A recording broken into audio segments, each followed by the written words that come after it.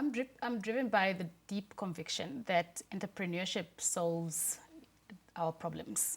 So we can only create jobs by being in business, by either producing goods or retailing goods.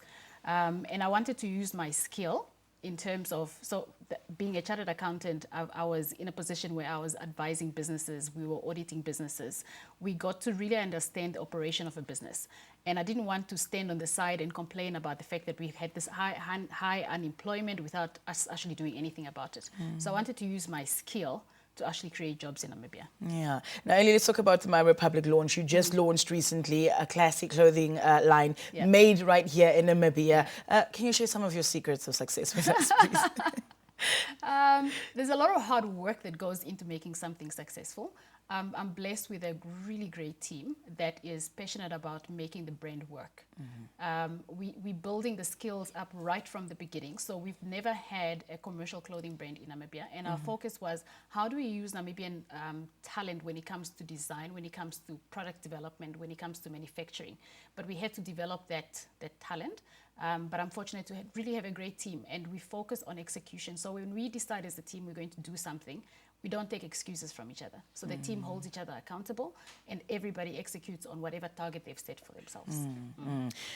Would you say that, in the Namibian retail business, they accommodative to initiatives such as yours? And what would you say that, so there's some areas that can be improved or encourage more businesses to grow like yours? What we found is, when you actually get out there and you do things, people are accommodative to what you're doing. It is a competitive landscape. We cannot deny that. And that's how economies grow. It's by being competitive and competing against each other. We had to go through a couple of hurdles. So firstly, we had to prove that we've got a business concept. So where else, when we wanted to look for our space for the shop, you would have the South African retailers that would not go through the same scrutiny. We actually had to prove that we had a business. So we had to submit our business plan as part of our proposal to actually get the space. Wow. But we said to ourselves, we're not going to be the ones that are going to stand in our way. So if there's a business plan document that is required, by all means, we'll submit it. And we just went through the hurdles. It took us about a year to get that space at the Grove Mall.